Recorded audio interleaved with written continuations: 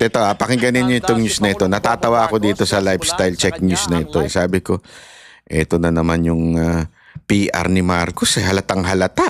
Lifestyle check sa lahat. Kasama ako. Pero tingnan nyo kung ano sasabihin ha.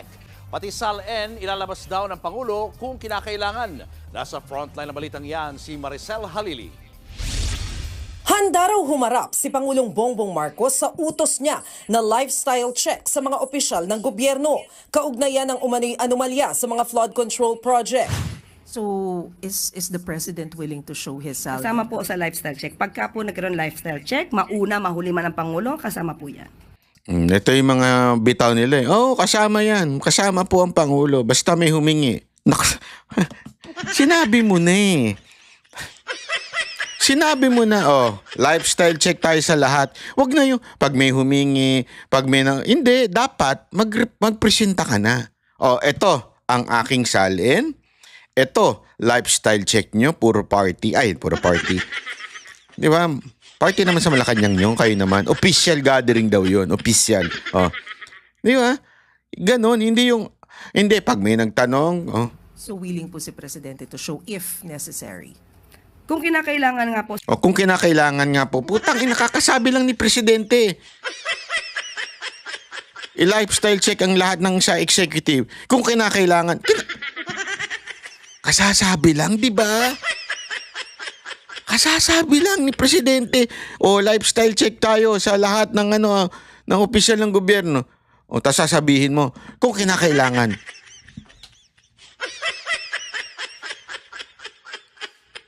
Kakaiba ka talaga, Yussi Claire. Ulitin natin, lahat ng miyembro ng ehekutibo ready for a lifestyle check.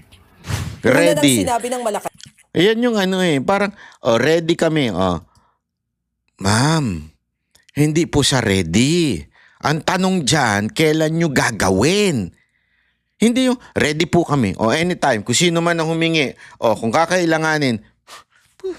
Sinabi niyang Presidente, gagawin niya na lifestyle check. Ibig sabihin, simulan na niya. Start it. Sabihin niya, eto, ang aking salin. Noong 2016, 2019, 2022, para makita natin yung takbo ng pera niya. Di ba? Hindi, kung kinakailangan. Kailangan na nga eh. Sinabi na nga na eh. Kailangan na. So magkusa na. Sino pang gusto nyo magano? Bira naman, no? Na pwedeng pangunahan ng ombudsman ng lifestyle check pero bahala na raw ang institusyon sa magiging desisyon nila. Ang pagsasapubliko ng SALN ang isa sa mga tanong sa interview sa mga aplikante sa susunod na ombudsman.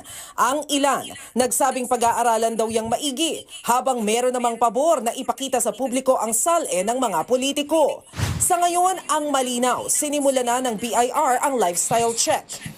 Uunahin daw nila ang 15 kontraktor na may pinakamaraming proyekto base sa nabanggit ni Pangulong Marcos. Sumulat na po tayo sa LTO para malaman kung ano-ano ba yung mga sasakyan na nakarehistro under sa kanilang mga pangalan at para makita natin yung in totality kung ilan po ito.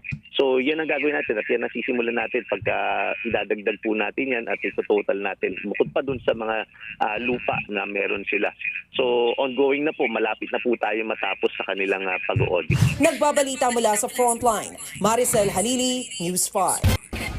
Ay, grabe. Yun na nga po mga kababayan. So, sa lifestyle check, ay tila mukhang, sabi nga ni Baste, isang PR stunt lamang po. Gago! Nakita nyo na kung bakit mukhang PR stunt lang. Kitang-kita nyo na, di ba? Ayan, lumalabas na. Nung tinatanong na kung paano, kung anong sisimulan. Kung kinakailangan, anong kinakailangan? Pambihira. Gago! Magkusa na. Di ba? Huwag na mag-antay. Magkusa na. Ang dami nyong hanas eh. Anyway, maraming salamat po. Kita-kits po ulit tayo sa susunod nating video. Huwag naman po nyo sanang kalimutan na baka naman pwede mag-subscribe po kayo.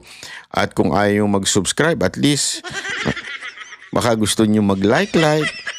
Pero kung talagang malupit ka at ikaw ay talagang banateros, abay magpamembro ka na dito sa ating channel para naman suportahan ninyo ang banateros na maging independent sa kahit sinong politiko, di ba? Para naman masaya ang bawat isa.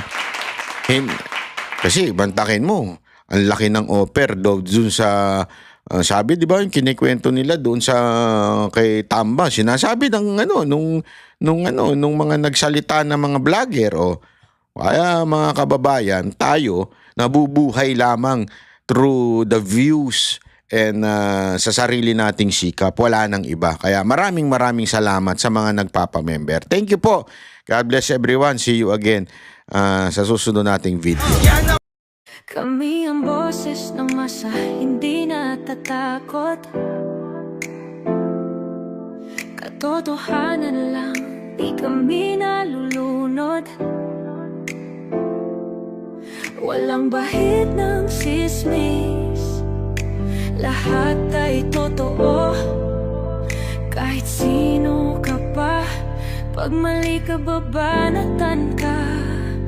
Walang pinipili kulay, wala kaming kinikilingan. Basta para sa bayan, kami lalaban.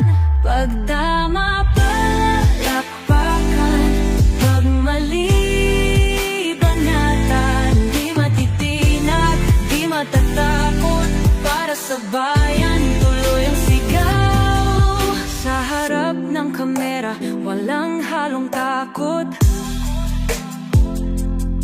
Mga baluktot, lahat kayo'y tutumba.